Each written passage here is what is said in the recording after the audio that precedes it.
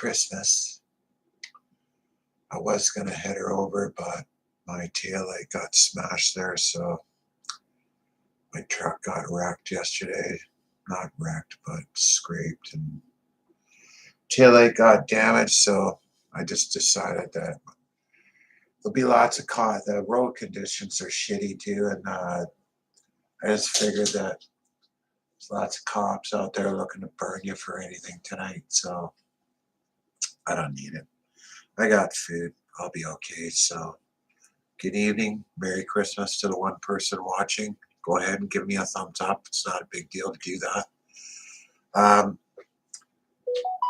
I did a reading earlier this afternoon. Yeah, that one person couldn't even do that. What a joke. Go ahead and unsubscribe them. Anyways, we're going to carry on with Kevin Weeks' book, Brutal. And it's the untold story of his life inside Whitey Bulers Irish mob.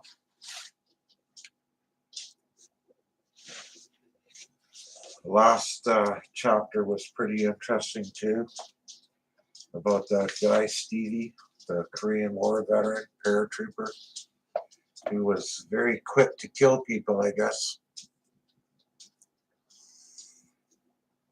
Killed his girlfriend, for God's sake, and buried her in the basement with 2 other bodies. Yeah, I guess there should be some kind of a warning on my videos, because frankly, they're pretty, they can get pretty gruesome. I guess what happened on the last video there, right at the end, I hit my keyboard and hit pause or whatever. If you hit the space bar, maybe it hits pause.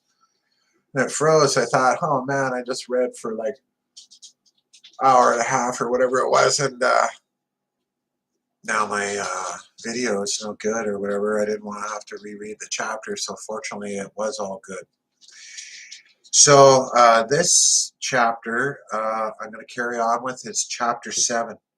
We're on page at 149 now. I'm determined to do this, whether people are watching it or not, or giving me a thumbs up or subscribing. Apparently too, I don't get any subscribers either. I guess my channel's so shit that nobody wants to subscribe even.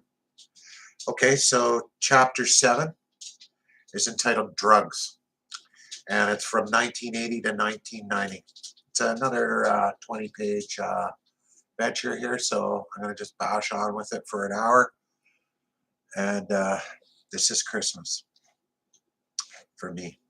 So one afternoon in 1980, I was in the Broadway appliance and furniture store with Jimmy and Kevin O'Neill when Billy Shea, a friend, and Freddie Weichel came in to talk to Jimmy. Billy, who was in his 40s, had done time in Norfolk, a state prison in Massachusetts, and other state prisons for armed robbery. Now that he was out of prison, he was looking to figure out a way to make money. And as for Freddie, he had a reputation around South Boston as being dangerous.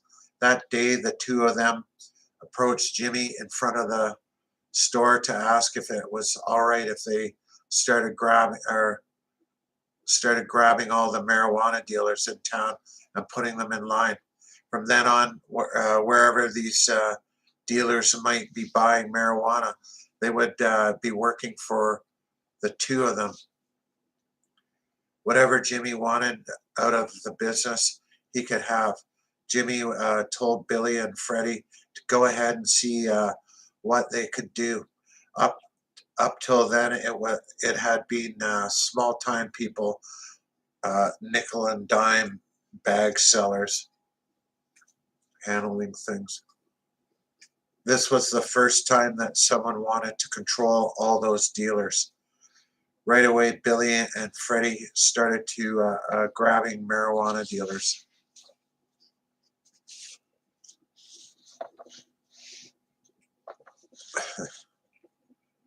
Putting them in line and taking them over. From that time on, if they were working in South Boston and were selling drugs, they were taken over by Billy and Freddie. Since I hadn't been around during the gang wars of the 1960s and 1970s, all I really knew about Jimmy and the mafia was that they coexisted. Now, drug dealers who would have to buy their marijuana from Billy and Freddie, who would be giving Jimmy a large percentage of their profits.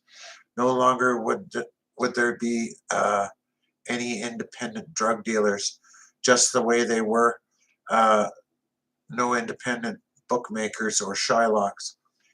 Every once in a while, someone would pop up and go into business for himself, but eventually he would be grabbed.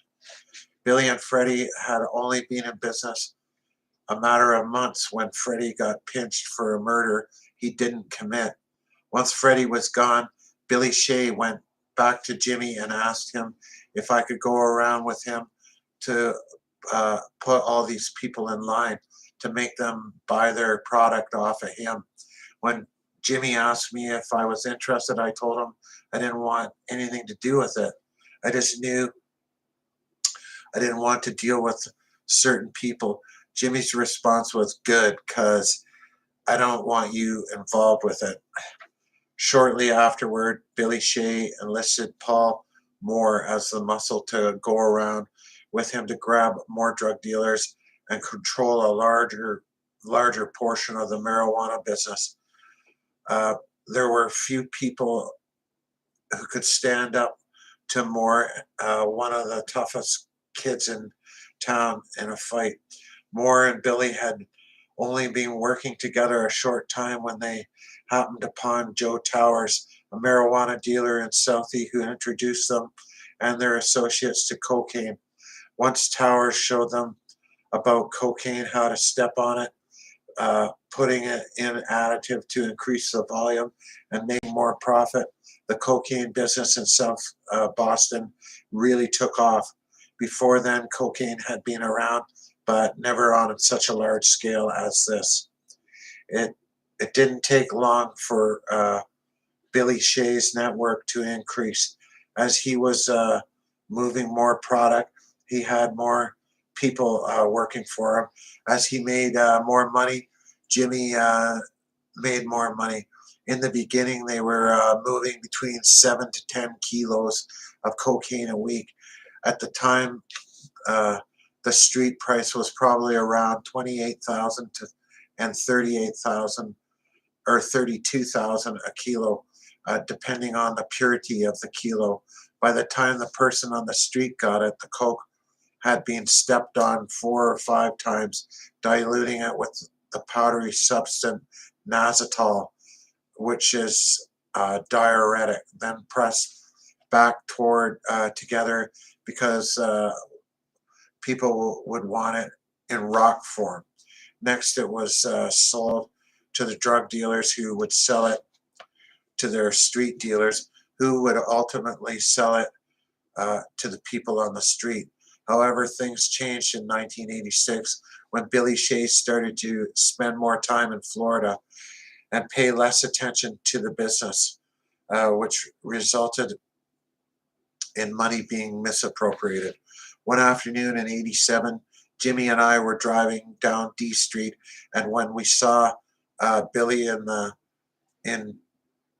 D Street projects, Jimmy got out of the car to talk to him while I stood off to the side. Basically, Jimmy told Billy that Billy wouldn't be involved anymore, that he was out of the business, and that his associates would be taking over. It was a short one-way conversation since Jimmy had already made up his mind. Right away, Shea's associates took over and had their people working on the street. The mid-level dealers each paid us a flat monthly fee, somewhere between $1,500 and $1,800 a month, depending on the size of their business. Some of the distributors, like Shea's partners, were paying $5,000 a month. What they were paying for was the right to be in business. In in different areas of the city. Shay's people shook down drug dealers of various degrees all over New England. Some had been bringing in their drugs by the boatload and would now be paying Jimmy in order to continue to do this. None of them had a choice in the matter. If they didn't pay, he would kill them. They couldn't go to the law, so what else could they do but pay? There was no change. There was no change in the origin of the cocaine, which came from different states and different manners.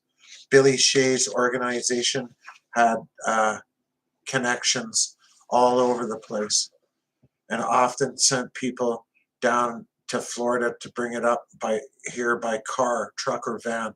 The big people, the principals who were allowed to sell the cocaine to the dealers were making good money.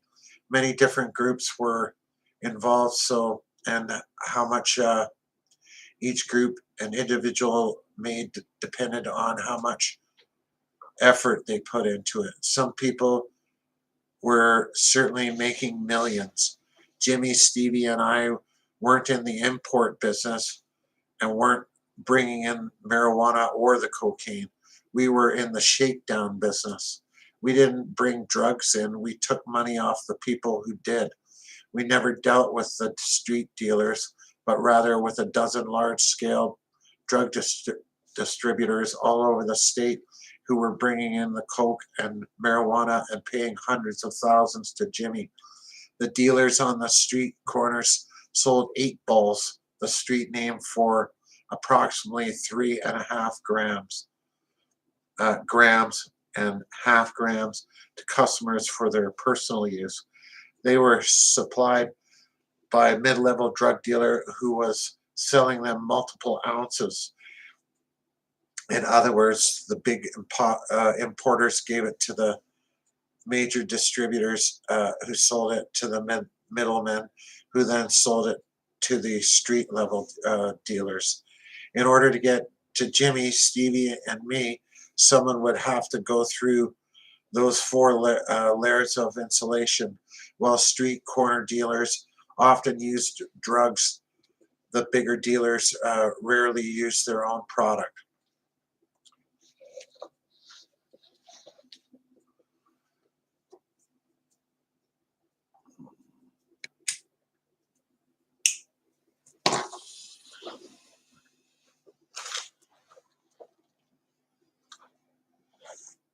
Marijuana was still a lucrative business as dealers continued to pay us hundreds of thousands of dollars, sometimes millions. I picked up money from the people who were paying us, either mid-level drug dealers or large-scale importers, depending on how big their business was. Some I went to, others came to me. I always knew who was supposed to pay me and saw them once a month to get the money off them. If they didn't pay, they were out of business, but that never happened. No one refused to pay us. Once we got it, Jimmy, Stevie, and I chopped up the money. The marijuana was sold in many other towns across the state. Joe Murray was the big Charlottetown dealer. Mike Cariana,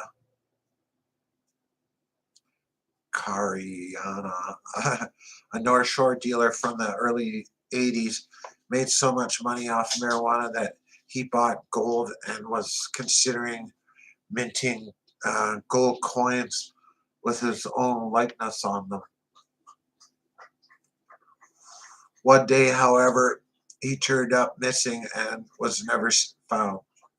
I don't know what happened to him, but he was involved with the mafia as well as with Jimmy and Stevie.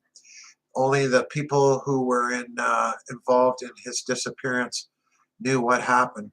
Another big-time marijuana dealer was Frank LaPere from Marshfield, who was paying us millions and making still more.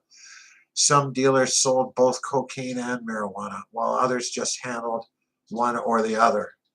Understandably, collecting involved shakedown, some of which began in the least likely places.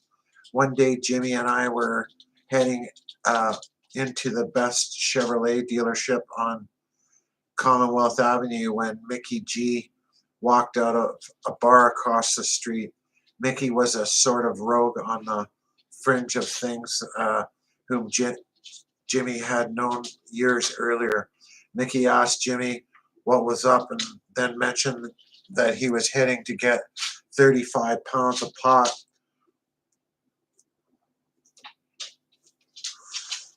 from a high school teacher. In a few minutes, Jimmy had arranged it so that Mickey would bring the guy down to JC's Hillary's, a restaurant in Dedham, the next day. When Jimmy, Stevie, and I got to the restaurant, the place was packed with the lunch crowd, but Mickey and the teacher were already sitting in a booth. Jimmy sat down next to the teacher, pinning him in the corner so he couldn't go anywhere. He was wearing glasses and khaki pants and looked like a typical teacher. As I sat down on the opposite side of the table, I opened my coat so the teacher could see the pistol. Just Jimmy introduced the three of us, and by the time we left the restaurant, the teacher had promised us $100,000. 2 hours later, he handed the money to Mickey to give to us. It was a one-shot deal for us. As for the teacher, after lunch, he got out of the drug business real quick. Another shakedown in 1988 involved John Red Shea, no relation to Billy Shea.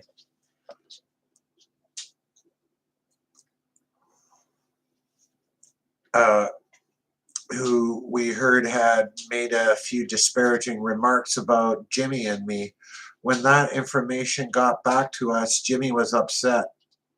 And since Red was in the drug business, we decided he would have to pay us from then on. We also decided that if he didn't do that, what we asked him to do, we were going to kill him. So we had him come down to 309, 325 Old Colony Avenue, the N building near a block of stores. Jimmy and Stevie stayed upstairs while we had Red brought down to the cellar of the building. As soon as Red got into the basement, I pulled a machine gun on him and explained what we wanted. It didn't take long to figure out an agreement where he would pay us an amount somewhere between $1,500 and $1,800 a month, depending on his business.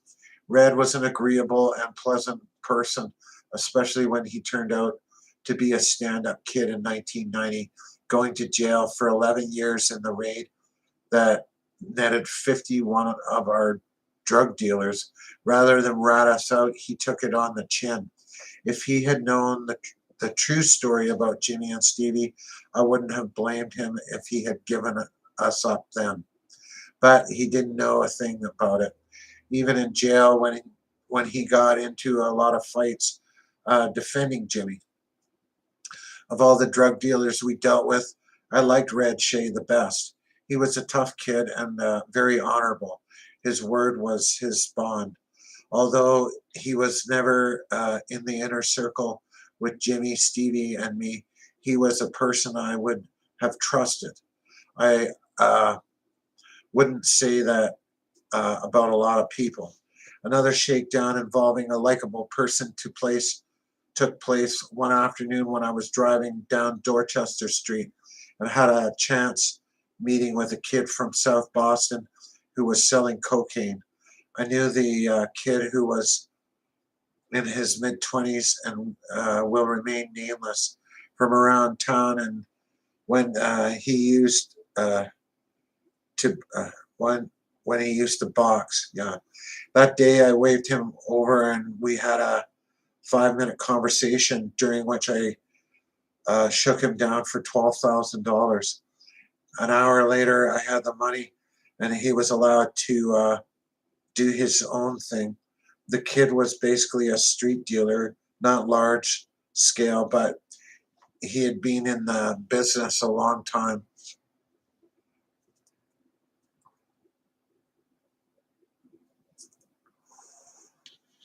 We never bothered him again.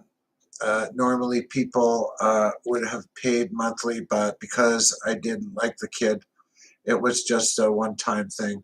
I felt bad about shaking him down, but no one could deal without paying. Not every drug extortion, however, put money in my pocket, like the one in 1981 involving an antiques dealer, David Lindholm, who was dealing drugs off the islands of the Cape. The guy was smuggling thousands of pounds of marijuana a month into Nantucket when Jimmy found out about his little business. Jimmy had someone walk Lindholm into the Marconi Club on Shetland Street in Roxbury, where Stevie was based. Jimmy, Stevie, and I were upstairs in the hall when two guys walked in Lindholm in. The guy was a yuppie, average looking, somewhere around 35, medium build, around 5'9", with wire rimmed glasses and brown hair, wearing corduroy pants and a sweater. We had Lindholm stand on a chair while I frisked him to make sure he wasn't wired and didn't have a gun. The guy was shaking with fear while he stood on the chair, and Jimmy introduced all of us to him, asking him if he knew who we were. Yeah, he said softly as Jimmy started laying into him for the marijuana business. He was using his regular voice, going over how the guy wasn't paying anyone and wasn't with anyone, telling him how he had to be with someone, so he should be with us.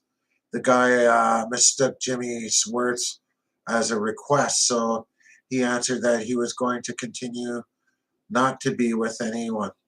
Jimmy's mood and voice changed real quick. I'm not asking, he told Lindholm. I'm telling you. But the guy repeated that he wanted to continue by himself.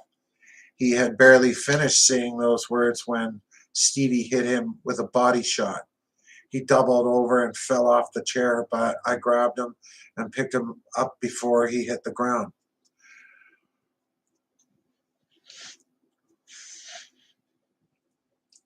As I held him up and set him back in the chair, Jimmy pulled out a pistol with a silencer on it.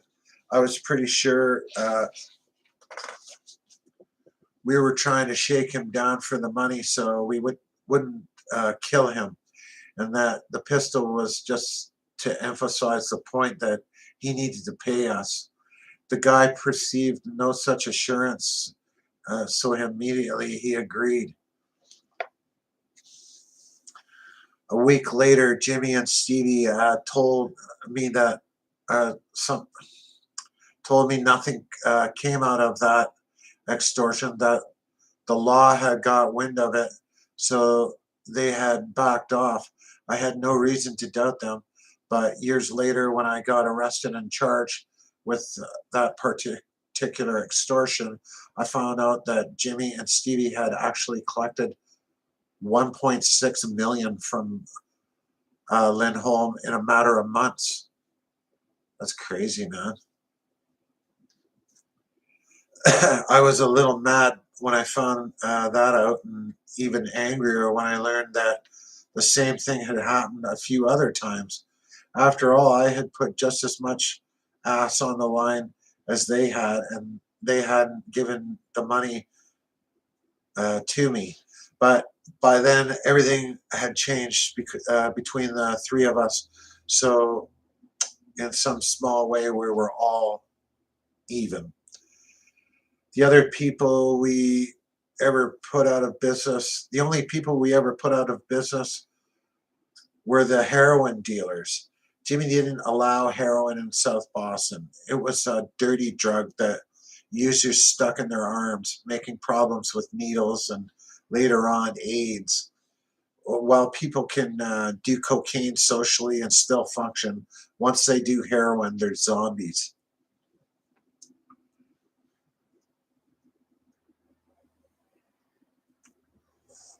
So from the very beginning, there were serious attempts by law enforcement to get us on drug trafficking charges.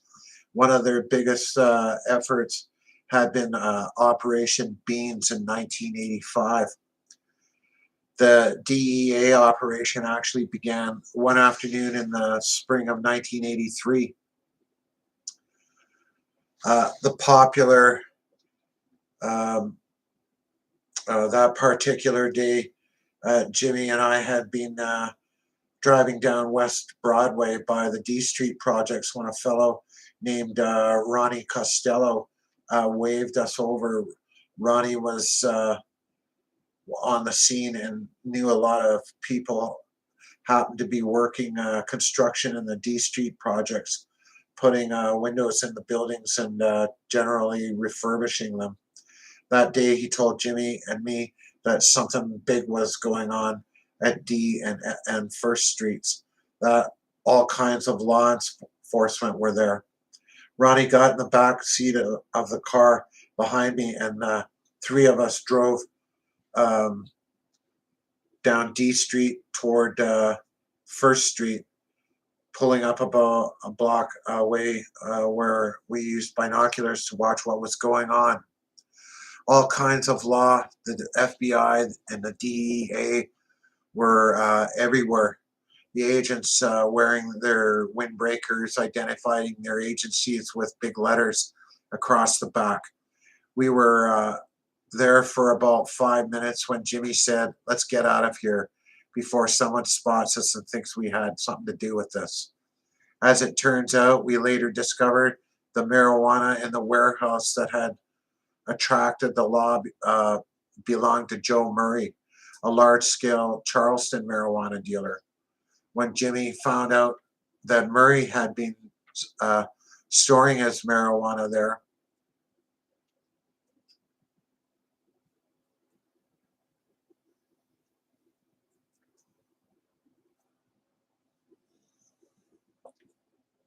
he reached out and had someone bring Murray in for a meeting. At the meeting, he fined Murray $90,000 for storing the marijuana in Southie and putting the heat on us. That was our introduction to Joe Murray, with whom we later became involved in the effort to ship arms to Ireland on the Valhalla.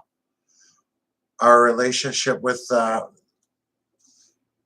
particular drug dealer ended years later when he decided to pack it in. When Murray finally chose to go his own way, we shook him down for $500,000. While no one ever volunteered to pay when they were packing it in, we considered that money their severance pay to us. Ironically, after he left the business, Joe Murray got killed by his wife, or at least that's who they say shot him. In September of 1992, a week before he was killed, Murray had come to Jimmy, Stevie, and me and asked to meet us at Thomas Park, a spot called Heights by people in South Boston. Here he offered us the money to kill his wife and his brother-in-law.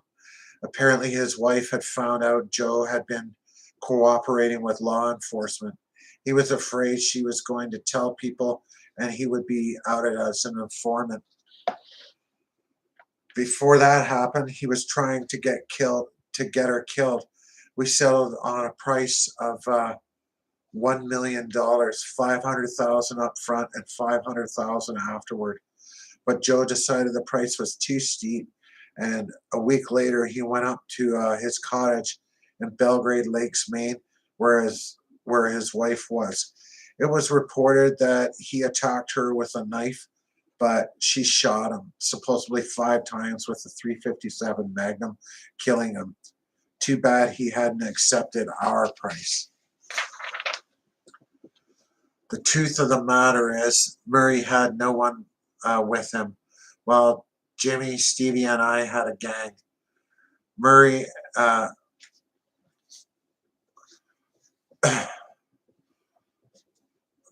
Murray had Murray was alone, all alone, and he'd been paying us to be his protection. Actually, even if he had given us the 500,000 up for the up front to take care of his wife and brother-in-law, we had already decided we weren't going to do anything, and there was nothing Murray could have done about it, done about that. But if he'd taken our deal, he would have still been alive because he would have thought we were going to do something. Then he would have not left for Maine by himself to go take care of his wife. He saved the money, but he paid the price. But that spring in 1983, while we were turning the car around, Bobby Darling, a detective with the Boston Police Squad, drove by and spotted us. We returned to where we had picked up Ronnie, dropped him off, and proceeded up West Broadway, taking a right on D Street away from 1st Street toward 4th Street, then taking a left on 5th Street. As we were heading up 5th Street between F and Dorchester, we could see that Bobby Darling was following us. Jimmy stopped the car and pulled over. Bobby Darling pulled up and said to Jimmy, "Whitey, who was in the car with you? Who was the other fellow?" Jimmy said, "You're asking me who was in the car with me? Get the fuck out of here." With that, we drove away. About a week later, we heard that Darling had filed an FIO, a Field Intelligence Observation Report, in which that he stated that James Whitey Bulger, Stephen the Rifleman Fleming, and Joseph Murray, the drug supplier from Charleston, were observed together, watching the raid from a safe distance. He had lied. He knew who was in our car that day. He had looked right at me and said hi. He knew it was me and Jimmy, but he had lied and put it in that Fleming and Murray were in the car. One afternoon, 2 weeks after Jimmy caught Darling out by his condo in Lewisburg Square, Jimmy jumped into his car, chased him down, cut him off, and said, "You dirty dog, coward motherfucker. You put in that phony FIO report. You lied. You just stepped over the line. If I ever see you around me again, I'll cut your fucking head off." Darling was shaken up, but to the Darling, who was shaken up, went to Boston Police headquarters and reported the incident. Their reply to him was, "What are you doing over there? This is out of our jurisdiction." When he repeated Jimmy's exact words to him, his commander said, "If I were you, I would stay away from him." He ended up giving Darling 2 weeks vacation home. However, because of that one phony FIO, which was all lies from Darling, we who knew exactly who was in the car, a major investigation on us began. An investigation resulting in Operation Beans, which was a play on Boston's nickname Beantown. Operation Beans, a DEA plan to targeting Jimmy, Stevie, and me in an attempt to accumulate evidence to arrest us for drug trafficking, eventually fell flat on its face. But it didn't take Jimmy and me long to realize exactly what was going on. One afternoon, I was looking out of the variety store when I saw a guy standing around the old colony projects smoking a 10-inch long cigar.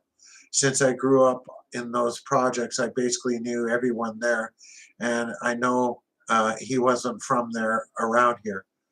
So I got out the binoculars and studied the guy and another guy or another man who was with him. A short time later, Jimmy came in, and then I told him what I had noticed. We both stood there staring at the guy smoking the cigar and his friend. Over the course of time, we kept seeing the same two people driving by and watching us, along with some additional surveillance on us. Soon, Jimmy started hearing from law enforcement that there was indeed an investigation on us.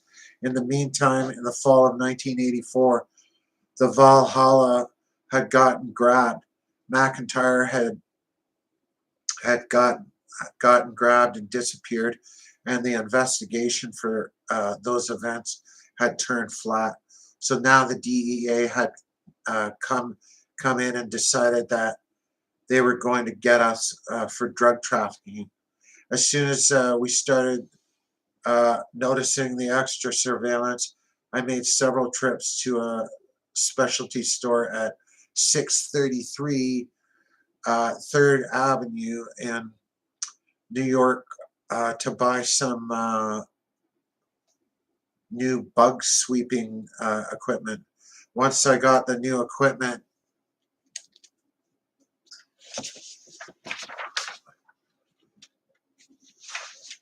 I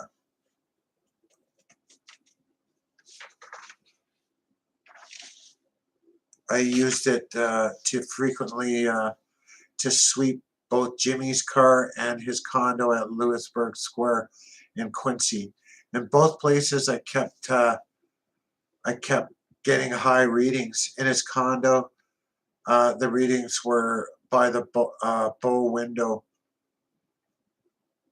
Yeah, we couldn't pinpoint the spots. Jimmy thought the law was aiming a laser at the windows to pick up sounds inside, but we couldn't find anything to indicate that that might be the case.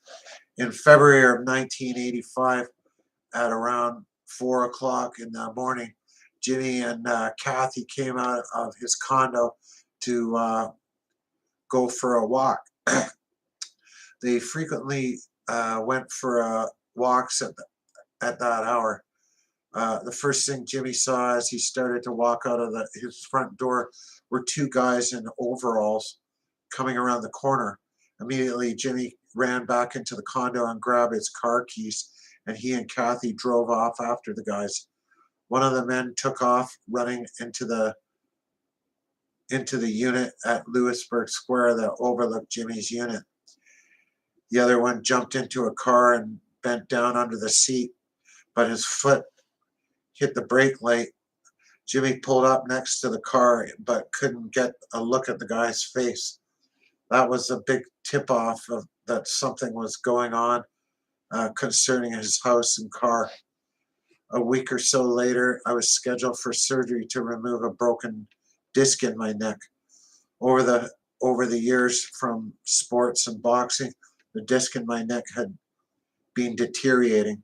Finally, it had broken and was cutting into my spinal cord, causing me a lot of discomfort and making my left arm go numb. The day before I went into the hospital, I swept the car and got an especially high reading. When I got out of the hospital, I swept the car again and got another high reading. Certain something was going on with Jimmy's Chevy. I took it down to the mechanics on a Friday and showed him where the reading was coming from. After he checked things over, he said the high reading was caused by the car's computer brain, which was sending out a signal that we were picking it up. Monday, I met Jimmy and told him, I don't like it. There is something in this car. I'm sure of it. This time when we went back to the mechanic's garage, we were able to figure out that the high reading was coming from the passenger door. After closer inspection, I discovered a small wire hanging from the lining on the door. When I pulled the lining away from the door, a microphone fell out. Then I saw that the microphone was attached to a piece of coat hanger that was bent to it so it could hook onto a bar inside the car door to hold it in place. Jimmy picked up the microphone and said, 1, 2, 3, testing. And with that, about 4 cars rolled into the garage and agents jumped out with their guns drawn. One of the agents was Steve Bowery and another Al Riley, and 2 others were New York DEA agents. When the agents appeared with drawn guns, I was standing by the car. Kevin, get in the car, get away from the car. One of the agents kept insisting, but I wouldn't move because I was holding the piece of equipment I'd used to find the bug, and I didn't want the agent to see exactly what equipment I had. Take your hand out of your pocket, the agent kept telling me, and I kept telling him to go fuck himself. Finally, after a few minutes of the agents trying to get me to take my hand out of my pocket, I asked, am I under arrest? When he said no, I told him, well, go fuck yourself. His next move was to walk up to me, stick a 357 Magnum in my chest, and shove me in the shoulder in an attempt to push me away from the car. Immediately, I shoved him back, and then everybody in the garage became tense, certain there was going to be a problem. Finally, Bowery turned to Jimmy and said, ask Kevin to come over here. Kevin, come over here, or come on over here, Jimmy said. Okay, I said, and walked over there while the other agents stood there silently. Bullshit, because I wasn't intimidated by him and his gun, and because Jimmy had spoken a few words and I had done what he had said. A couple of other agents went into Jimmy's car and pulled out their transmitter and battery pack. We know what you're doing, one agent said to Jimmy. You know nothing, Jimmy told him. I hate to tell you, but I kind of like Jimmy. We know what we know, the agent said. You don't got a thing, Jimmy said. With that, all 4 agents took off. As soon as they were gone, Jimmy and I hopped into the car and shot over to Lewisburg Square. When we got to Jimmy's condo, which was 3 levels, we could see that the plywood beneath the bow window on the first floor had been pulled down. It was obvious that the agents had originally drilled through the side of the windows and inserted the microphone from the outside, managing to place their transmitter and battery pack underneath the bow window. But now the transmitter was gone. They had retrieved all their equipment. Unfortunately, however, an innocent bystander suffered because of the garage scene. The elderly father-in-law of the owner of the garage, who was in his late 80s or early 90s, was there when the agents ran in with their guns drawn. Immediately, they struck a gun on the owner of the garage, as well as on Jimmy and me, and also shoved the barrel of a gun under the armpit of this old man. Leave the old man alone, Jimmy told the agents. He has nothing to do with anything. But they kept the gun on him, badly shaken up. As soon as the agents left, the old man went into the hospital where he suffered a heart attack. 2 or 3 days later, he died. There was no doubt for his family or for Jimmy and me that this old man, no physical threat to anyone, had died because of shock of someone shoving the barrel of a gun up in his armpit. The day after the incident, Jimmy and I were still trying to figure out how anyone had gotten into his ear. We knew there were 3 alarms in the car, one of them a pressure sensor, so that if anyone got in the car, the weight alarm would go off. There were also another pressure sensor under the mats, and the windows and the doors were protected with a regular car alarm. Yet somehow someone had bypassed all 3 alarms and never set one of them off. How had they been able to put that bug in the car? Suddenly, as I was looking at the outside panel on the passenger side, I thought that maybe it looked a bit off center. When I pulled it off the bottom of the passenger door, I studied the 8-inch molding that ran around the side. I took it off, and sure enough, there was a hole gaping through there, through the door. The door panel had been wired with copper wiring, which they had obviously used for their antenna. They must have used a hand drill to cut a hole into the outside of the door and then inserted tin snips to make the hole big enough to hold their equipment. That night in February, when Jimmy had caught them coming from his car, they must have been trying to change the batteries in their equipment since it was so cold out.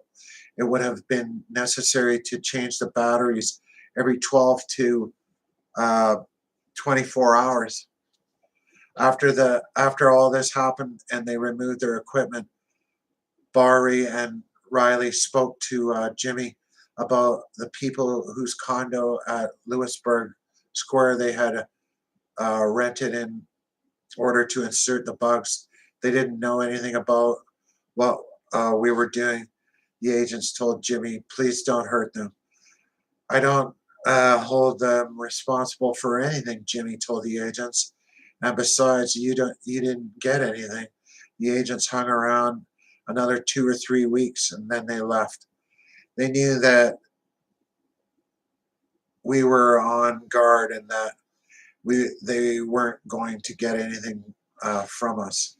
All in all, the agents had spent at least 6 weeks observing us and trying to get down our movements and our schedules, but we had seen them from the very beginning of their operation. They had thought they were watching us, but we had been watching them.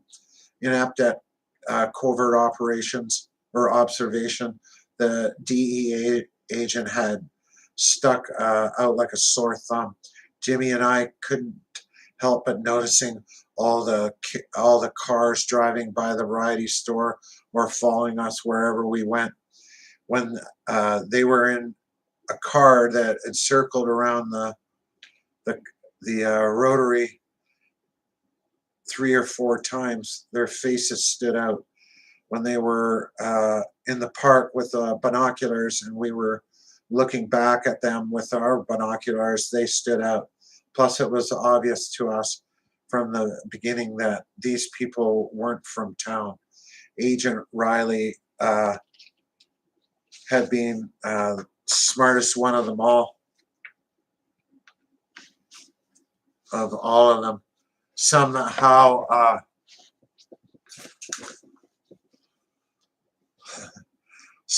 managing not to appear as obvious as the rest. Plus, he had spent time developing an effective plan on how to put the bugs in the car. The problem with his plan was that, unable to use a power source, he'd had to use batteries, which had to be constantly replaced. But it wouldn't have mattered what the agents had used. The cold facts was that we never talked in the buildings or cars or on phones, so nothing could have come of their efforts. Unlike the way the media reported it, the true story of Operation Beans was not that we had been tipped off about it, but rather that the agents had been obvious and we had been aware.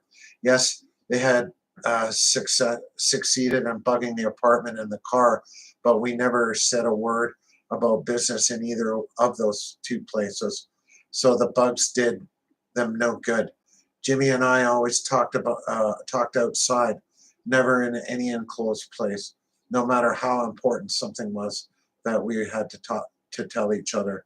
It could wait until we were able to talk or take a walk or go to a place we considered secure. The agents had taken everything into account except for the discipline, the one issue that about which Jimmy never ever let up. Not then, and assuming he's still out there somewhere, not now.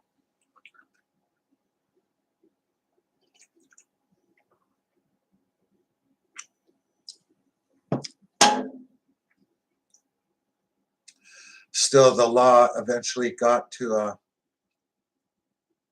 lot of those involved in the drug trafficking. As a result, some guys just packed it in, while others went to prison. In August 1990, the Southie drug bust, a joint effort by the DEA and the Boston police that netted 51 drug dealers in South Boston, basically stopped Jimmy's drug business. They got these guys on charges through wiretaps or photographs, along with the confiscation of drugs and records. But this raid and the previous ones did not yield the large-scale information the DEA had hoped for. Everyone had been aware of the ongoing DEA operations for months. We'd watch or hear about the DEA raiding houses, businesses, and garages, trying to build their case, searching for records, products, and anything else they could find. In some instances, they did get records, although never the quantities they expected. One day, they even raided the variety store. I was there as they hauled off my computer where there were certain, I kept records of drug transactions, but all that was on the computer were records for the videos we rented or sold. Nothing, nothing having to do with the drug trafficking business was on the computer or written down anywhere else. That was all in my head. They tried many more times to bug Jimmy's car, but as always, they failed to get what they wanted, knowing that they were always trying to do that. I used to make a tiny cut with a razor on the dashboard and on the sun visor. It would drive Jimmy crazy when I did that. But once I saw the dashboard didn't have my slash, or if I couldn't see the little white insulation through the blue covering on the visor, I know that it had been replaced and had a bug, but I didn't bother to get rid of it. Like I said, we never talked in the car anyhow. In January 1990, 8 months before the 51 arrests and indictments came down, the DEA and were running around South Boston making drug raids. Jimmy and I were driving in the Ford LTD on West 4th when agents surrounded our car. Kevin, Whitey, they said as they approached our car, we have to retrieve some of our equipment. I said, what? The visor. They looked at me for a minute and then used a Phillips screwdriver to take the 3 screws out of the visor and took it with them. Afterward, Jimmy and I drove away and laughed. We knew they got nothing. But the presence of the law all over the neighborhood and their frequent raids had slowed the business down well before August of 1990, the 1990 bust. But that time, just about everyone had packed it in and stopped dealing, and drug users were traveling out of town to get their drugs. While there was always someone to pick up the business, it was nowhere near so large a scale as before. The Southie drug bust itself involved 3 separate groups, the Paul Moore Group, the Red Shea Group, and the Hobart Willis Group. In 1987, Bill Shea had packed it in. So they didn't get him, but the DEA made the 1990s raids early one morning and continued into the next day looking for people. They got the majority of them down that first morning and arrested the rest of the three groups the next day. Jimmy, Stevie, and I were the only ones that didn't get they didn't get, because we knew the raids were coming. I used to sleep with a police scanner tuned into the DEA channel by the side of my bed. A short time earlier, I'd sent away for some books and papers explaining how to get a list of government channels and had figured out how to punch in the numbers from one frequency to the next. Eventually, I'd been able to figure out what channel was the FBI, the DEA, and so on. Then I'd unplug the channels onto the scan. I'd plug the channels into the scanner and had them available whenever I needed them. Today, today with the evolution of cell phones, people talk more on their cell phones than on the scanner. But at that time, I relied on my scanner. And sure enough, the day of the raid at 4 a.m., I was woken up by the words, "Good morning, gentlemen. It is now our turn." I could hear the team they had assembled for the raid talking to one another. I jumped out of bed, got dressed, and called Jimmy. A few minutes later, he picked me up, and we drove over to the Boston Common. Here we sat on a park bench, listening to the radio and how all the raids and arrests went down, looking over at the bridge where the water is, at the spot where they'd later film a scene from Good Will Hunting. At noon, Jimmy made a call. We got word they weren't looking for us, so we went back to home.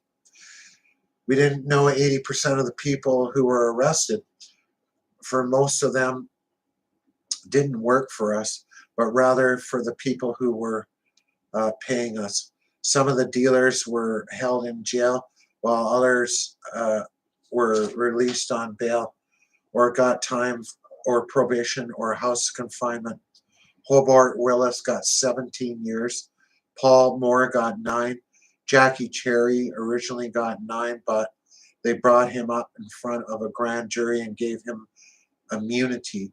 When he refused to testify, they gave him an additional 18 months dead time for contempt. Red Shea ended up with 11 years, but they couldn't get Jimmy. He was too well insulated. Of course, Jimmy lost money once the drug dealers were removed from the streets in the summer raid, but he always had other businesses going on. Knowing I had to build something on the side, I had concentrated on my shylocking and gambling businesses. The drug business had been good while it lasted, but our major involvement with it was over. Okay, so that was another chapter I nailed out. Chapter 7. Wow. That was their drug dealing business. How they, more likely, they shook down the drug dealers. They didn't deal the drugs, they just shook down the dealers, right? Okay, so that's has us at page 169 now, and moving on to chapter 8 next time, which is Jimmy, 10 more murders. This guy's pretty hardcore, eh? So I think that's it. I did 2 today. Feels late. It's only 4:47 here right now, but that's okay. Dogs have had their supper at 4 o'clock, as always. I'm going to have mine. I had a turkey sandwich, actually. But I was supposed to go over to the MC Clubhouse tonight, but I damaged my vehicle yesterday, so I don't want to drive it damaged. So I'm just going to stay home and hang out with the dogs. Frankly, I've been enjoying reading this novel. Like I say, it hasn't been easy to read aloud and do it all right. You know, like I'm going to keep doing it. At least for this book. I'm going to finish this book, of course, because I set out to do it. We've actually in the next chapter there, I think I might be on to the, onto the pictures even. So I don't know how I'm going to show you the pictures. Maybe I'll over the shoulder point of view shot, you know, of the pictures. It was like pictures of his dad and mom and where he lived in the bar and Jimmy and whatnot. Anyways, so that's my video, my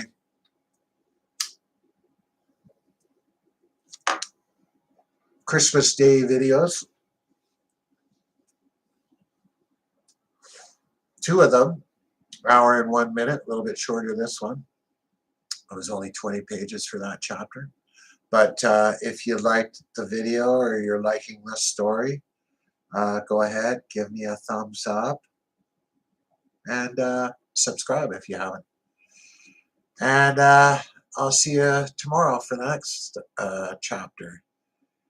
I'm going to keep bashing on and get her done. Okay, I'm out. Merry Christmas.